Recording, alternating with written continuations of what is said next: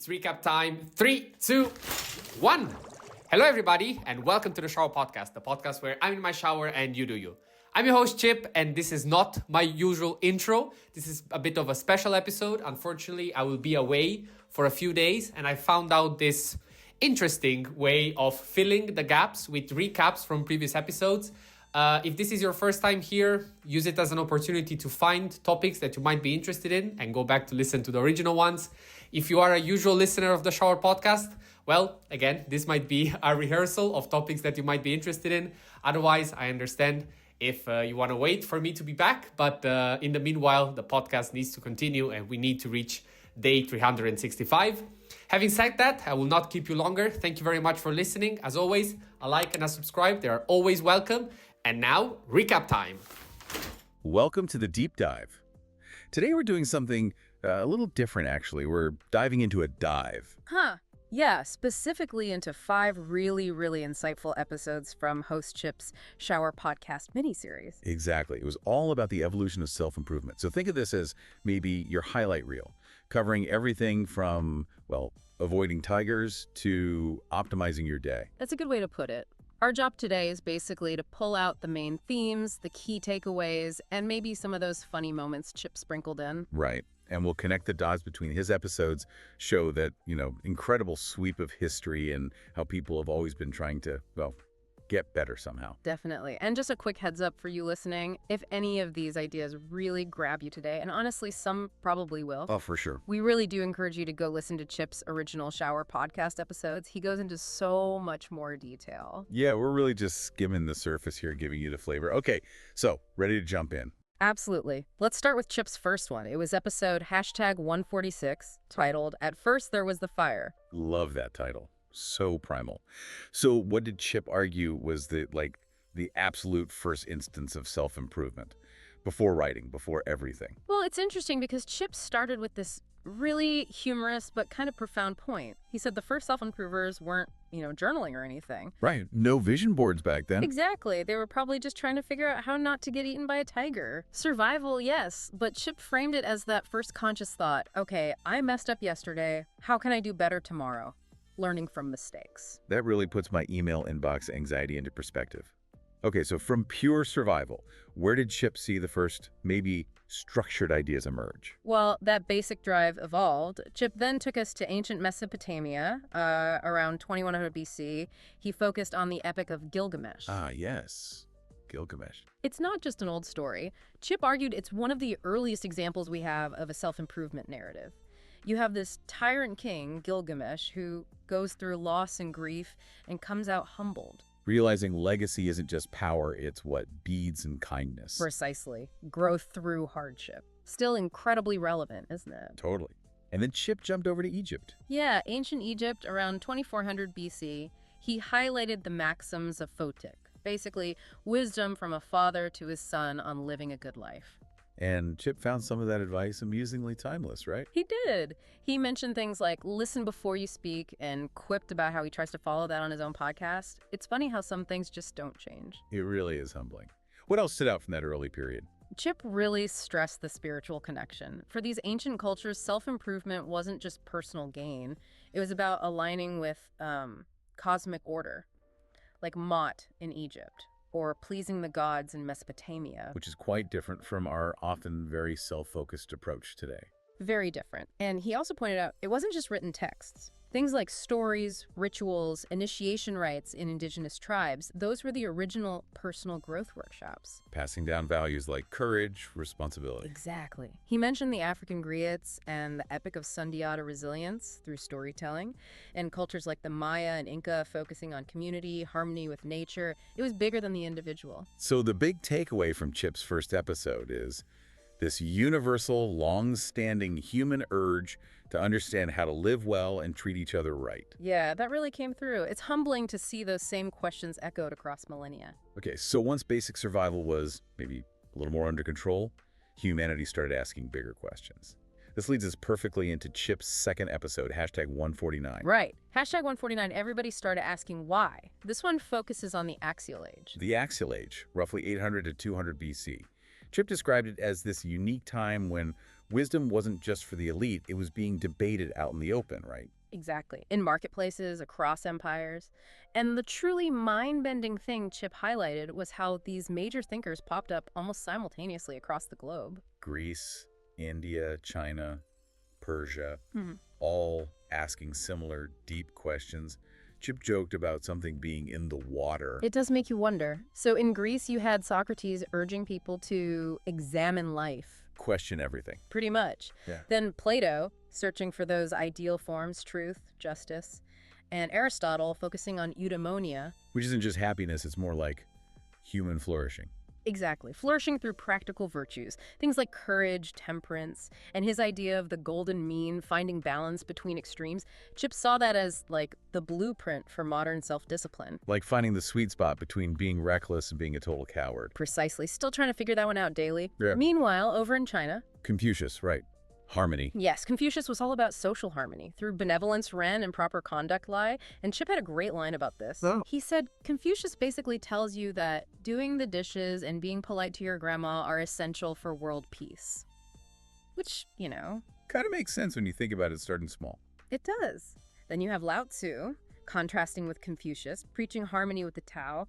Simplicity, letting go. A journey of 1,000 miles begins with a single step. That's Lao Tzu. That's him. Timeless wisdom. Then in India, you have Siddhartha Gautama the Buddha. Mindfulness, compassion, detachment from suffering. Key teachings. And that powerful quote Chip shared. All that we are is the result of what we have thought. What we think we become. Mind-blowing stuff. Wow. And Mahavira of Jainism, too, emphasizing nonviolence. And self-discipline. Plus, Chip included Zoroaster in Persia, talking about free will, moral choice, good thoughts, good words, good deeds. So many powerful ideas emerging all at once. And Chip pointed out they didn't just stay put, they spread and shaped entire civilizations. Absolutely. These axial age thinkers really laid the groundwork for so much that followed, grappling with life's messiness and finding enduring wisdom. Which sets the stage beautifully for the next era. Chip covered the medieval period in episode #154. What if I just believed you? Right, an era often called the Dark Ages. But Chip argued it was actually really rich for personal growth, just viewed through different lenses: faith, chivalry. So faith was central. Chip mentioned Jesus of Nazareth's teachings, humility, compassion, love. Yeah, and Chip amusingly called him one of the main podcasters of history because his message spread so widely. It was about transforming the heart. Later, St. Augustine's Confessions really dug into that inner struggle. That pull between our, base instincts and our better selves. Exactly. And Islam introduced Jihad al-Nafs, the struggle against the self, the ego. Chip called it the original inner work before it was trendy. Ah, I like that. And scholars like Al-Ghazali were writing guides to contentment back then. Yes, during the Islamic Golden Age. Meanwhile, in Europe, you had the rise of chivalry. Knights striving for honor, loyalty, courage. Like an early form of personal branding almost. You could see it that way. And a parallel in Asia with the samurai and bushido, self-mastery, calmness, clarity. Chip also touched on mystics, didn't he? Like Hildegard of Bingen. He did. Blending faith, music, science, exploring the divine through personal experience. And a really key development Chip highlighted was bridging faith and reason. Thomas Aquinas. Exactly. His Summa Theologica suggested deep thinking could actually help your spiritual journey.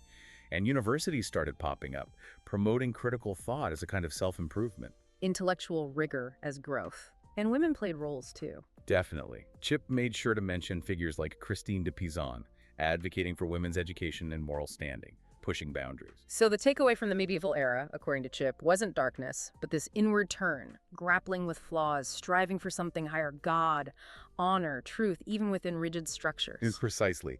Those seeds of introspection really set the stage for the next explosion of focus on human potential. Which brings us to Chip's episode, #155, I'm in charge now.